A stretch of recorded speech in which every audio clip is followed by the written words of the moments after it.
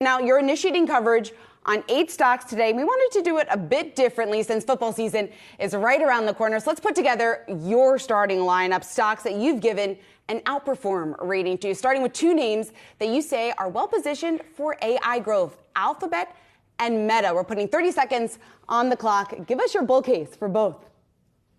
Thanks for having me. So first on Alphabet, Performance Max continues Alphabet's long history of ad innovation, helps to take the company beyond cookie attribution. That's the first point. Second, AI integration and search will be additive to the user experience. Third, YouTube's a dominant business. It's as big as Netflix in revenue. YouTube TV is by far the best TV experience, and this is underappreciated within the Alphabet stock. And finally, 4, AI will be beneficial for all the hyperscalers, including Google's compute engine. And second on Meta, I was going to say on Meta, if I could. Go ahead.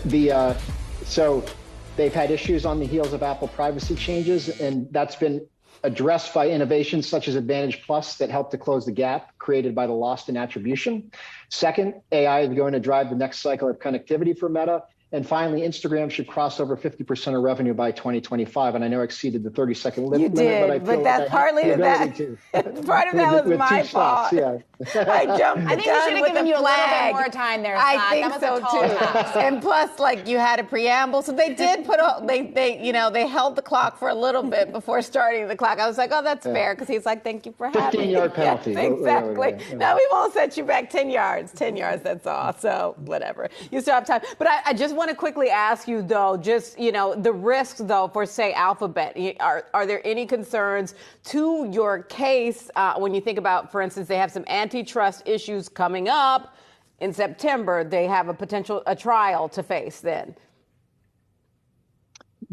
All these companies have antitrust issues, and yet they're all great, innovative companies that provide better consumer experiences along the way. So that battle between government and the dominance that's created by consumer centricity is always an interesting one. I'm kind of more on the side that the companies win in the end and the governments back away or do things that aren't prohibitive to overall growth in the franchises. The other thing with Alphabet, to keep in mind is that generative AI search results are more expensive. So as the user experience improves in search, that the costs may go up. But my view on that is as search improves, then volume improves, and that offsets the incremental cost of running the higher cost generative AI search results.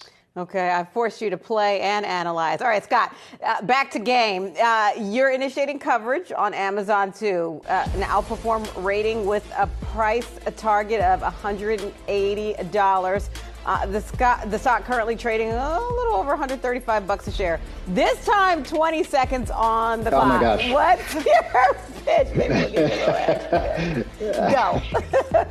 Okay, so Amazon was forced to build the peak pandemic. It's taken a bit of time to grow into that infrastructure. We're finally there. Growth's improving, products arriving faster, margins are improving.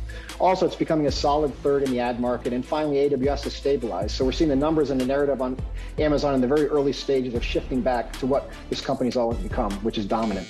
Nailed it. Scott, there has been, I'm going to follow up there, because when we're talking about AWS, that certainly has been the story. When we talk about Amazon, there's been lots of talk just about the slowing growth in AWS. Clearly, that's not a new story, a new headline out there for anybody. But has some of those fears then been overblown just in terms of what this is going to mean for Amazon in the future? It's interesting with each of these mega cap consumer technology companies, you have the reality of the business, what the numbers are saying at that very moment, and the narrative that's built on that. And Amazon's the company that's been put through the ringer more recently for 2 reasons. One is this retail business was built up to peak because it had to be. So when the business underperformed post-peak because demand for its services were declining because consumers were preferring to go outside and to purchase services over goods, then all of a sudden it was as if Amazon did something wrong. They didn't do anything wrong. They just had to build the business to a peak that was for once in a 100-year pandemic. So now they're growing back into it. Products are getting to customers faster. Top line is recovering. Margins are expanding. And oh, by the way, AWS, which was also slowing because the consumption of its customers was slowing because the economy was slowing, is now beginning to stabilize. So as the fundamentals start to improve, we think that narrative kind of shifts back to what Amazon always has been, which is dominant in retail, very well positioned number 3 in advertising, and a very strong number 1 in web services. All right, let's stick with e-commerce here. You've got an outperform rating on Shopify, a $62 price target. This is a stock that's also done significantly well since the start of the year, up over 60%. What's the catalyst going forward? So Shopify invested in a logistics business to offer services that more directly competed with Amazon for its customers. It failed miserably in that area and it moved on. So it's back to being a capital-light, high-margin model offering connections to third-party logistics offerings for its merchants. And in addition, and probably most importantly, it just opened up its Shop Pay service to merchants outside of the Shopify network. And in doing that, I apologize, there was some background noise, so I'm gonna take an extra 5 seconds. That's right, take it back. The Shop Pay offering has now been opened in the way that PayPal was opened in the early days from eBay to all merchants. And we think this is a very critical kind of moment of adoption for its payment services that's going to allow Shop Pay to be much more competitive in the payments ecosystem. And that's going to be a catalyst for the stock. All right, we're going to put some more time on the clock for another one that we want to look at from your list. We're looking at Pinterest. You've got a neutral rating with a $30 price target. We're going to put 20 seconds on the clock to tell us what the case is, why you're neutral on Pinterest now. So it should benefit from the integration of ad placement technology, such as a deal that it recently has done with Amazon.